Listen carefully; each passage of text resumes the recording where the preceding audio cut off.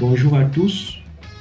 Une fois que le modèle numérique de terrain a été créé, comme illustré dans nos précédentes vidéos, la prochaine étape consiste à définir le projet. Toute conception routière se fait dans un projet. On peut avoir plusieurs projets. Donc, afin de définir un projet, je vais déjà désactiver le calque TN et le calque des points topo pour que notre écran soit vide. Ok. Maintenant, nous allons créer un nouveau projet. Pour faire cela, vous venez au niveau de la barre des menus, dans Autopiste, vous cliquez sur la barre menu Autopiste. Lorsque vous cliquez, il y a un grand menu qui s'affiche avec plusieurs commandes. Vous sélectionnez la première commande, afficher la barre d'outils Autopiste. Une fois que vous cliquez sur afficher la barre d'outils Autopiste, voici la barre d'outils Autopiste qui s'affiche à votre écran, contenant plusieurs icônes. Avec cette barre d'outils, nous allons créer ou concevoir un projet routier du début jusqu'à la fin.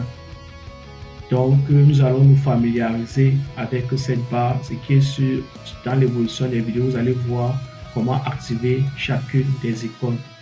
Si vous pouvez déjà voir qu'il n'y a aucune information qui s'affiche au niveau des menus de la barre d'outils, là c'est parce que nous n'avons pas encore créé le projet.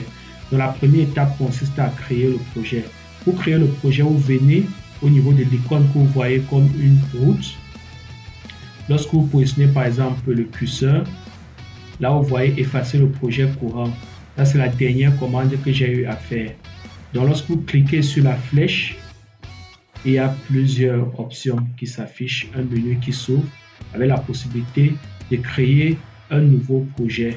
Ou si vous voyez les autres options sont désactivées parce qu'il n'y a pas encore un projet pour en créer dans ce fichier.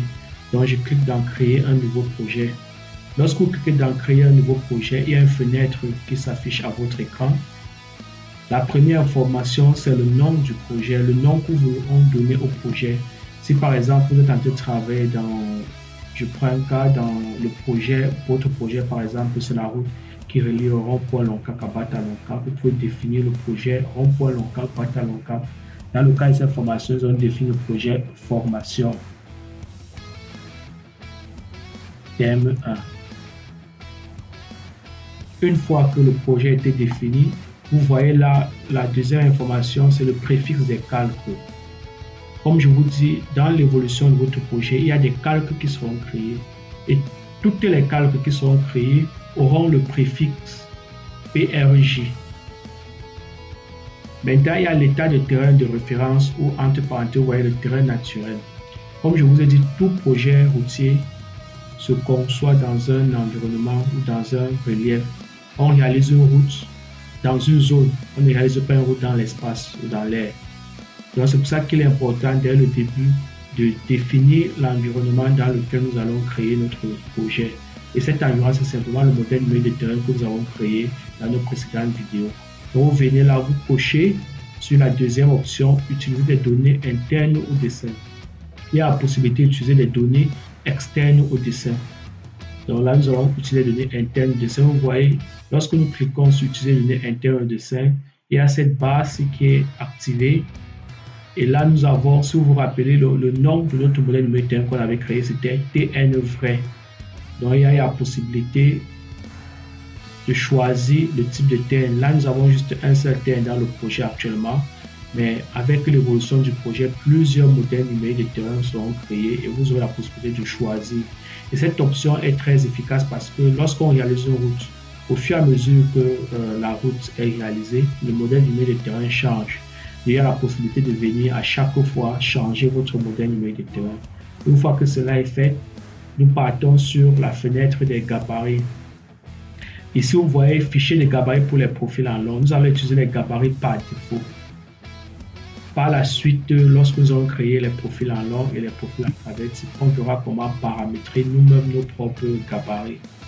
Ici, il y a également la possibilité d'intégrer dans le projet des objets 3D.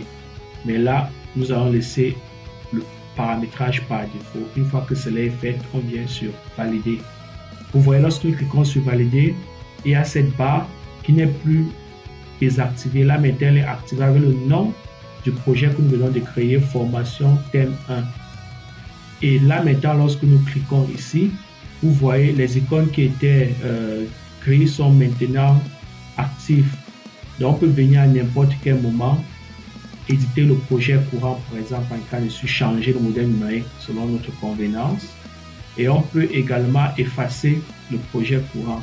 Il y a aussi la possibilité d'exporter notre projet sous des extensions. Par exemple, là, vous voyez, il y a l'extension LAN XML. Exporter n'est pas encore actif. Il y a aussi la possibilité d'importer un projet, bien sûr. Donc, on verra ça on verra beaucoup plus l'exportation LAN XML lorsqu'il faudra faire nos mises en page dans Civil 3D. Donc, une fois que le projet a été créé, la prochaine étape maintenant consiste à créer notre axe en plan.